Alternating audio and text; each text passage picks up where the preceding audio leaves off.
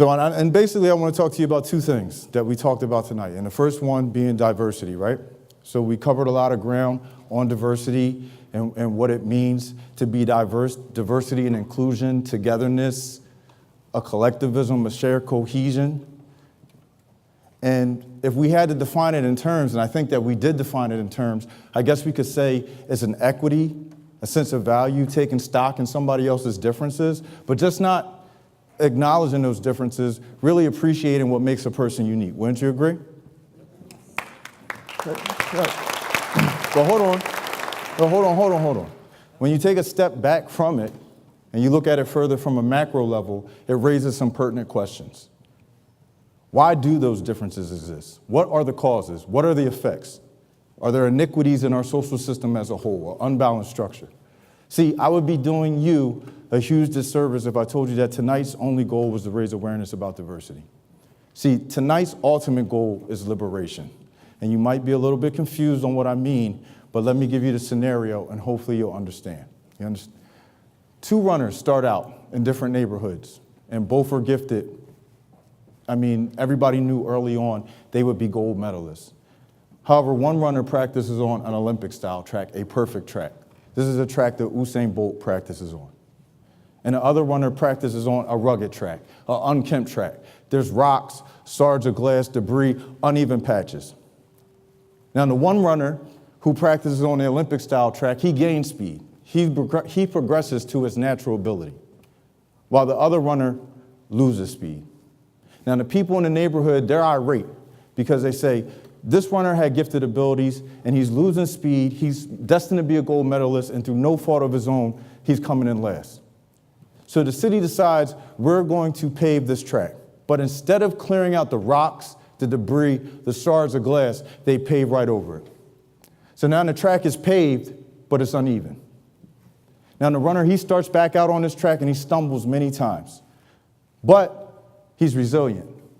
And he learns how to compensate. And he learns that track like the back of his hand. He can anticipate each groove until he regains his speed and he starts coming in first in all his meets and he becomes a gold medalist. Now, you might say, Ryan, that's a happy ending. I don't understand the relevancy of your point with liberation. But what if I told you, after years of trying to overcompensate, that runner developed bone spurs in his feet, got a limp, became so incapacitated that he couldn't walk, let alone run? Wouldn't it have made more sense to go back to the beginning and clear out those rocks, that glass, smooth out those patches before they laid the concrete? That's liberation. Making sure you're running your race on level ground.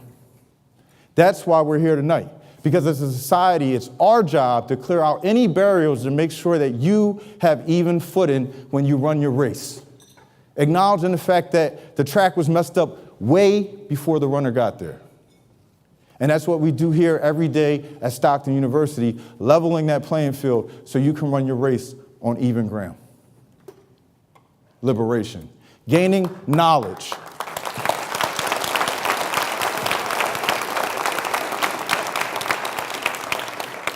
Gaining knowledge, leveling that playing field. Graduating, getting a career, leveling that playing field. Going back to your community and training others to run that race on even ground, leveling that playing field. The second point, and the other reason why we're here tonight, education. It's very important. And in my role as assistant director of admissions, people ask me all the time, what can a degree get me? What can I use a degree for? And I tell them nothing. And I know you're like, the admissions guy just told me, cut his mic off. But before you do, let me just explain what I mean, all right? A degree by itself is an inanimate object, all right? You can't trade your degree in at the end of the month to pay your mortgage, because if you could, I would have done it already. You can't use your degree to go buy a car. You can't use your degree to go grocery shopping. At best, you can use your degree to get a discount at a movie. But when you add two words in front of degree, earning a degree, that gets you everything. There's a reason when you Google colleges and universities, they don't show you notable degrees, they show you notable alumni. You bring value to the degree when earned, not the other way around.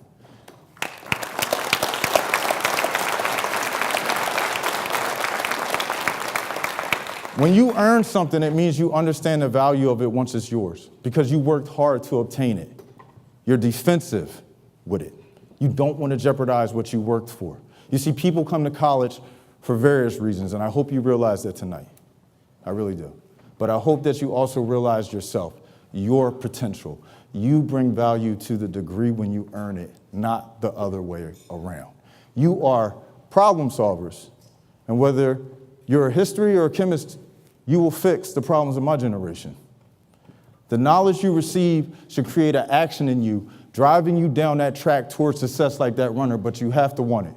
It has to keep you up at night and wake you up early in the morning. You bring value to the degree when earned, not the other way around. So as we go out here tonight and the weeks to come in these next couple months, and you're getting ready to walk across that stage as a high school graduate or a Stockton graduate, and you're going up the steps and your loved one's in the crowd and you're taking selfies like we learned to do earlier tonight, and you get handed that degree or you get handed that diploma, you remember these 3 words. You earned it.